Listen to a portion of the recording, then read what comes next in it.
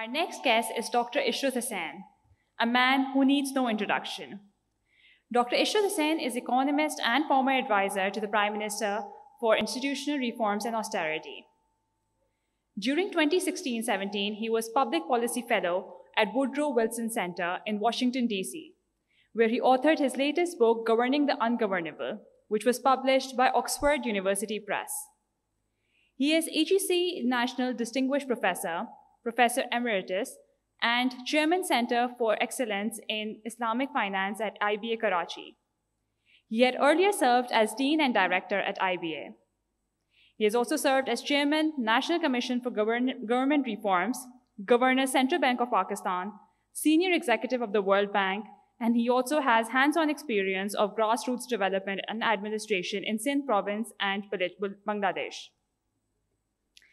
He is the author or editor of 12 books and monographs, contributor of 15 chapters in edited books, more than 30 referred journal articles, more than 24 policy papers and reports for the World Bank on the issues of structural adjustment, poverty, debt, African development, and Pakistani economy. With that, I will please request Dr. Ishrat Husain to please come up on the stage for his address.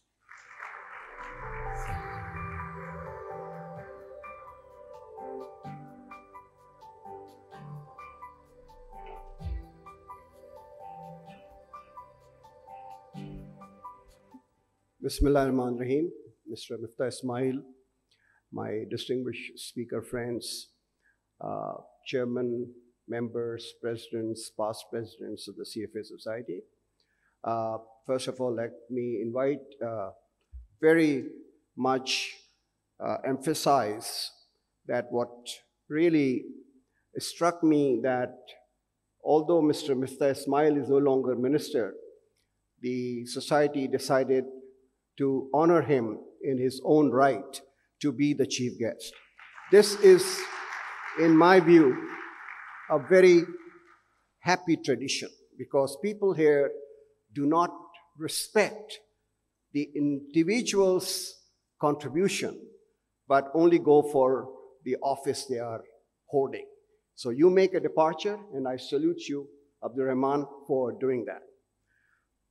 Let me start by saying that I've been, after Khalid Mirza, who is really such a hard-hitting speaker, I would not like to go into the history of my association with the CFA Society, but I started looking at CFA Society both at the State Bank, then at the IBA, and finally when I was a private citizen, and I really tried to do whatever I can when the CFA Society was really in very great difficulty with the government of Pakistan. So I find that the three characteristics of the CFA which I admire are, number one, that they all go through a highly rigorous process of certification. 3 levels, according to their statistics globally, out of 2 million candidates who appear in all the 3 levels of exams, only 11% really finally make it to the level 3. So rigor is number 1 ingredient of a sound professional. And I'm very much impressed by the rigor through which the CFAs go through. And in Pakistan, the number has grown, and that is a testimony to the young men and women who are aspiring to improve themselves. The second ingredient is hard work. According to the studies by CFA Institute, at least you require 300 hours of hard work in order to qualify these exams. Hard work is becoming quite scarce in this country. I'm sorry to say that. We are going for shortcuts, we are going to keynotes, we are going for selected questions, and that is what our educational system is encouraging. But the fact that here you have to work so hard, gives a hope that these individuals would be quite different from the run-of-the-mill graduates coming out of our institutions. And the third ingredient, which I admire, is a self-confidence. I can see, just by talking to some of the CFAs whom I come across in their professional activities, how self-confident they are as compared to many others. So these three ingredients make me feel that we should invest more in producing the CFAs in this country. And anything you can do and your society can do, either by creating awareness, by finding scholarship donors in order to go to the areas which are outside Karachi, Islamabad, and Lahore, and try to tap. Our National Talent Hunt program in IBA had been extremely successful because we were able to bring in the bright and the best from the underdeveloped areas, and they had the hunger to improve themselves, and their performance was excellent. So I would encourage you to go for people outside your traditional, feeders, and go to these areas. Having described this, I come to my second plea. We all talk about exports of goods, but the world has changed a lot. The export of services has become extremely important. Even the manufacturing, the component of fabrication is only 15%.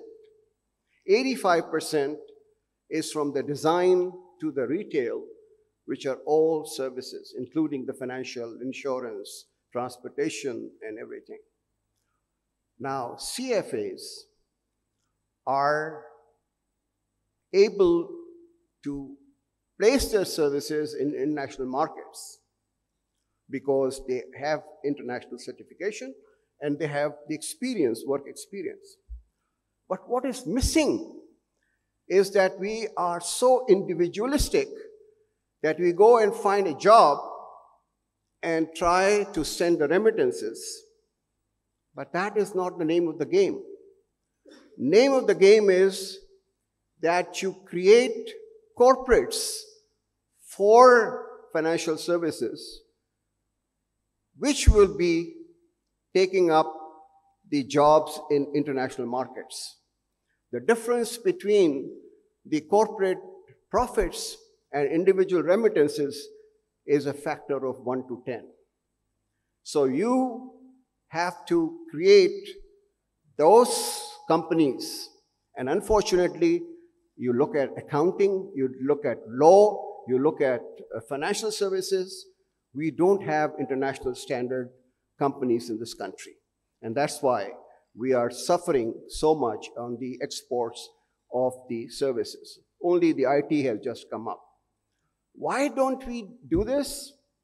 My own observation is, which I have repeated so many times, that each one of you individually is really outstanding, no doubt about it. When a Japanese, a Korean, or a Chinese 1 to 1, they make it 11. And when Pakistanis 1 plus 1 is -1. And that is the reason why we do not work together and we do not collaborate. Today's world is collaboration. The financial services company cannot work without other disciplines and without the collaboration of other people. But we are so egoistic, we just want to believe that what we do and what we say is right. And that is the reason why the corporate structures in this country for services have not really come up. My plea is to the CFA society that you should encourage the formation of these multidisciplinary financial services companies which can export their services to abroad, Middle East. I must tell you, and that takes me to my third point. When I was invited by KPMG Middle East to talk to them, their Middle East partners, all of them told me that they value the Pakistani accountants. I came back and met with the ICAP, and I said, why is it that there's a demand for your services, but you're not able to fulfill that? They said, we have only 11%, 10% pass rate. I said, you know, Singapore has 100% pass rate for equivalent of the ICAP. Why? Because they prepare their students to come up to the standards where they can qualify. Here, we rejoice कि हमारा तो पास rate 10% है, 11% है. इस पे हम खुश होते हैं. We don't realize this is a waste of human resource. So what I did, with very great difficulty, and I'm very grateful to some of my friends in the managing committee of ICAP, that I said, look, most of these kids go to tuition centers before they appear at the exam. Let me give you an idea. I will tailor-make my BS Accounting and Finance to conform to all the 6 papers you require. And after having BS Accounting and Finance, they will appear only in 1 or 2 papers, and they will do the clerkship, and they will also become the chartered accountant. And you know, ladies and gentlemen, the number of candidates who came for this particular degree, which I introduced, was almost twice as much as at my regular BBA program. I never got so many prayers from the parents who said, oh, isko degree bhi mil jayegi aur ye professional bhi ho jayega, ye to bada acha ho gaya. And I must congratulate ICAP that they did not just confine this to my institution. I encourage them to go to other institutions of repute who can fulfill those targets. I would urge you that please tap these BS Accounting and Finance people from institutions, which are now, I think, 7 or 8 institutions all over the country, which provide a broad-based training, not only in finance, but in economics, in management, in marketing, and other areas. And they are well-rounded personalities. And my final point to you, the CFA charter members, is that don't be complacent that you have qualified and the world is going to be at your service. Today's world is changing so rapidly that human knowledge is becoming obsolescent like the machine every 5 years. So you have to indulge in continuous learning throughout your life, adaptation, adoption, and assimilation of new ways of doing things. If you remain complacent that what you have learned after the CFA will hold you for all your life, I think you would be mistaken. I once again congratulate the CFA Society on this very good initiative they have taken to upgrade the degree of professionalism in this country. And I hope and pray that they will continue to excel in their mission. Thank you very much.